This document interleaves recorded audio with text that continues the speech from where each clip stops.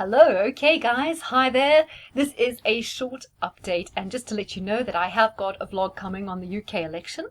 That'll be one, with pictures and the whole shebang. So, okay, I just want to do a recap on Italy, Spain, and Canada. I have had questions about Italy. So when we were last talking about Italy, Matteo Salvini's Northern Alliance had formed a coalition with Five Star. Matteo Salvini was the interior minister. Things seemed to be going in a good direction for Italy in terms of taking control and a little bit of pushback against the European Union. However, in the summer of this year, there was a crisis in Italy. Matteo Salvini withdrew his support from the cabinet. I think he was riding on the fact that he could trigger a general election because Northern Alliance were doing, or Lega Nord, should I call, were doing the very, very well in the polling. And so he would have probably been able to win an outright majority and ditch Five Star, because I don't think the alliance with them was working out exactly how he planned, and it would have been better for him to get a full majority.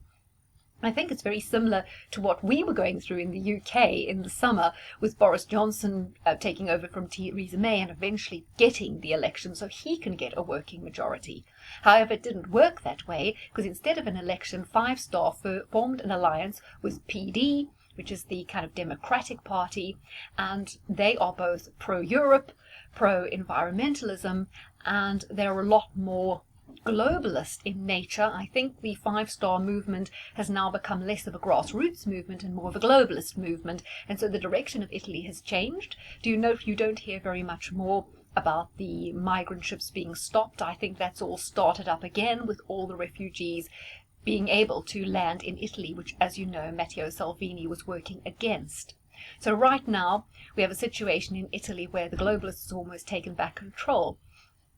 Chart-wise, I would say the situation in Italy mirrors that of the UK, except we seem to be in a better position now with our general election, where we may get control of the situation in a way that Lega Nord had control, so before they lost it, obviously. But I think Italy is going through this battle that we're going through, where there's a nationalist populist surge on the one hand. We call it Brexit. In Italy, it's encapsulated by the Lega Nord, but they're struggling against the globalist alliance, just as we're struggling against the Remainer alliance. So I see the things going on in Italy very similar to the things going in UK, and Italy are just going to have to ride it out until they get another election, and possibly Lega Nord can get a full working majority. But right now, I'd say Italy are where UK have been, astrologically speaking, for the last 2 years in this battle between the two forces. What about Spain? My prediction for Spain, for the elections that happened earlier in the year, because they just had new elections, was that there'd be a surge of support for Vox, and yet things would be incredibly unstable in the government, and there'd be no outright majority and an unstable coalition. Well, in fact, the coalition was so unstable that they just called another election so that the leading party, PSOE, which is kind of like a version of our Blairite Labour Party, could try and increase their majority so that they didn't have to worry about forming a coalition, which was proving very difficult. This, however, was a disaster for the BCOC, because PP, which is like their Conservative Party, increased and improved a lot of their dismal performance in the earlier year's election. PCOC lost seats. Some of their partners lost a lot of seats, and Vox went from, well, they had no seats at the beginning of the year. In the earlier year election, they managed to get 20 seats, and now they've gone right up to 60. So they've actually surged into position as the third biggest party in the parliament, which from a starting point of 0 seats is absolutely phenomenal. Obviously, a lot of people are concerned because they Frankist. A lot of people would say they hark back to Franco, should I say.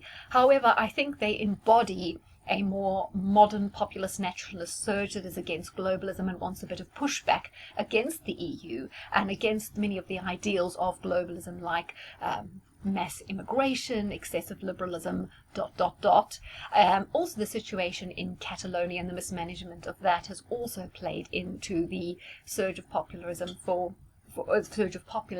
for Vox. So the situation in Spain is even more uncertain. than after the last election. I think they've had 4 elections in 4 years.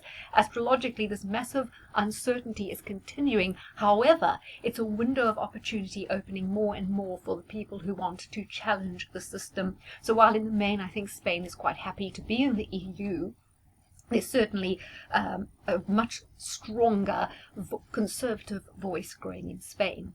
So as you know, I did a prediction for the Canada election, and I had a very powerful prediction for the Conservative faction, that Conservatives would do very well.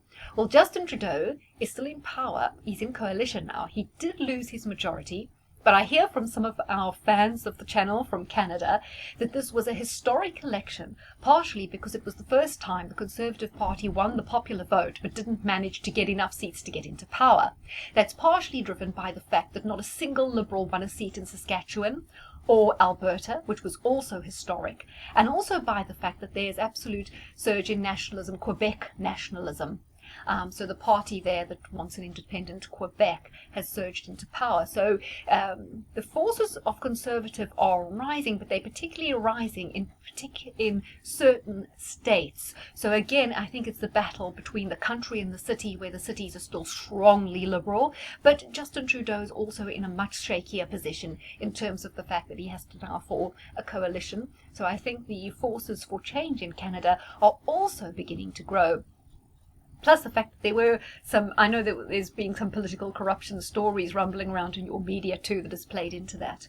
What I would be interested in hearing from our Canadian listeners is whether the Quebeci Nationalist Party, or I know they're not called that, but they, the Quebec Nationalist Style Party, is it very similar to our Scottish National Party, who aren't really nationalists, they're actually open borders globalists, similar to the Catalan Party and to Sinn Féin, where they're all about kind of mass migration, further integration into the EU, ... Does Quebec really want to be totally independent of Canada, or do they just want to be independent of Canada so that they can become more immersed in some kind of globalization scheme? You will have to tell me about that. Because I'm wondering if it's like these fake, as I say, like these fake nationalist movements that we have in Spain and in Scotland, and also in Ireland with Sinn Féin. So that's just a little update on those 3 countries, following up on the predictions I made before and answering questions that I've had on Italy.